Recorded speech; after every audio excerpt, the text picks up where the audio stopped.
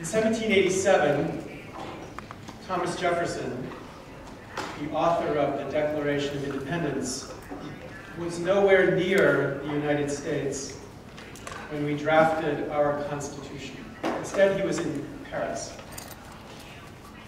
enjoying life in Paris, focusing on the coming revolution in Paris, and increasingly frustrated because he couldn't convince Europeans that America was something other than a putrid and degenerated natural ecology.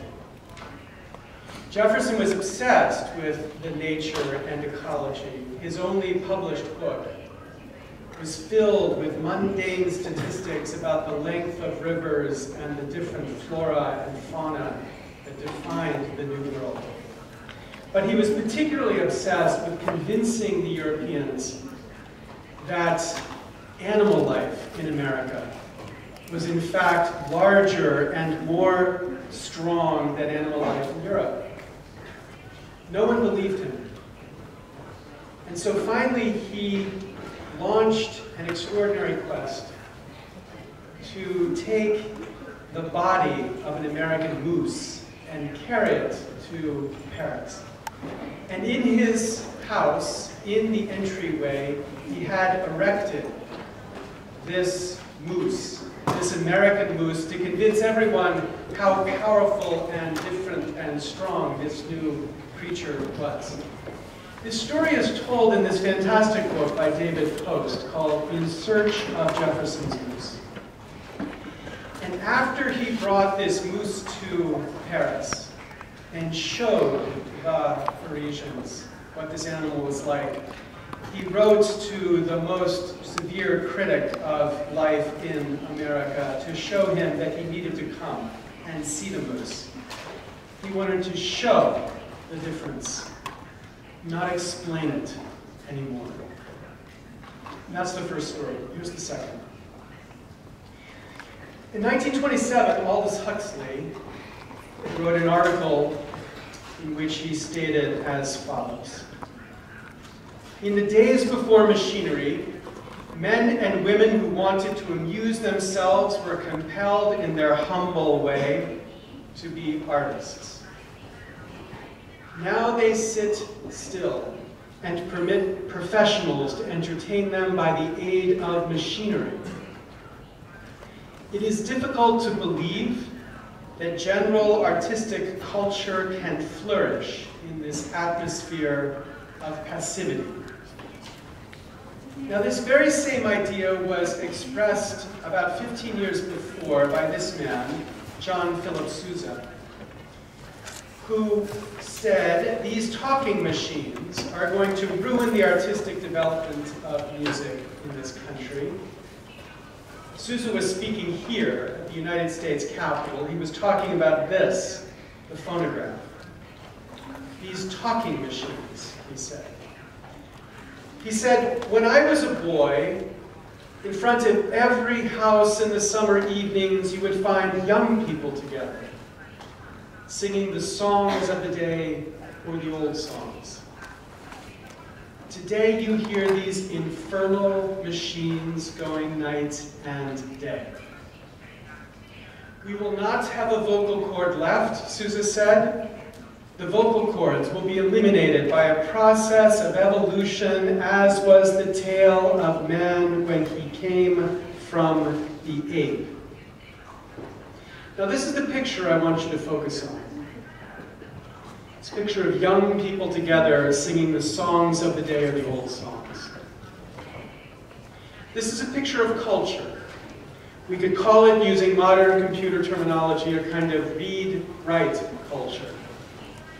It's a culture where people participate in the creation or the recreation of their culture. In that sense, it's read-write.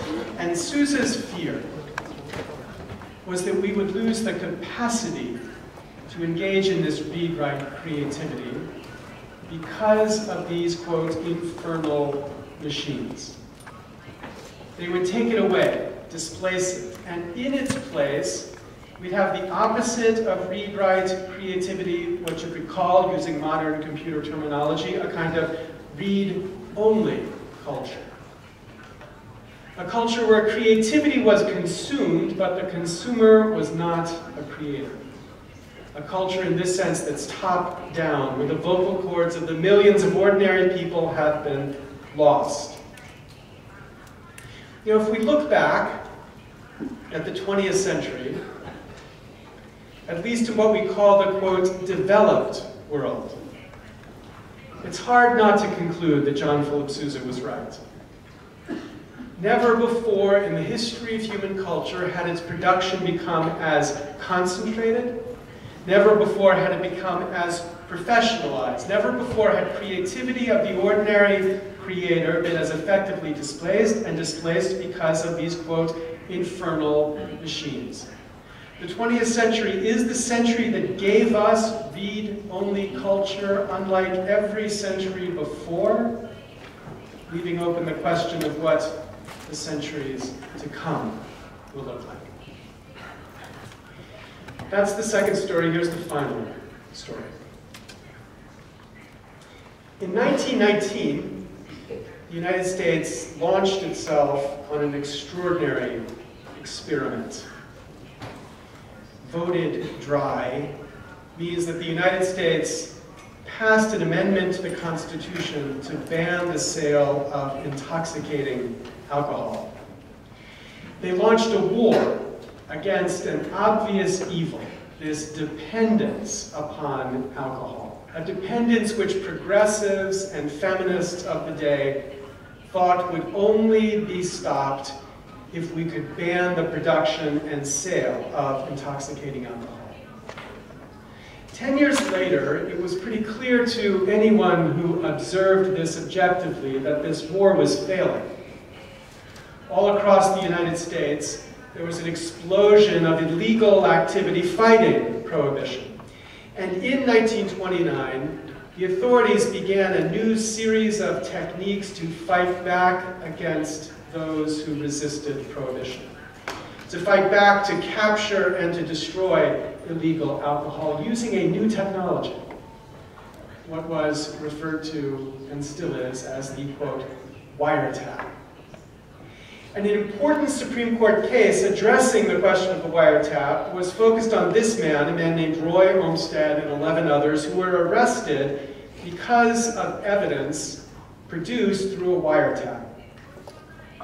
And in the Supreme Court case of Olmsted versus the United States, the court had to address the question whether this evidence gathered across telephone lines using a wiretap was legal, because this evidence was gathered without any authorization by a judge. There was no warrant for that evidence to be gathered.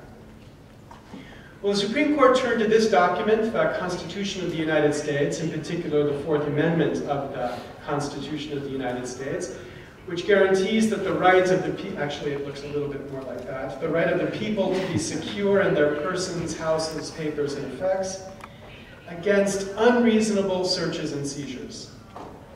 And the question was whether this wiretap was an unreasonable search or seizure. And the Chief Justice of the Supreme Court, Chief Justice William Howard Taft, said that the Fourth Amendment was originally designed to protect against trespassing, crossing onto someone else's property.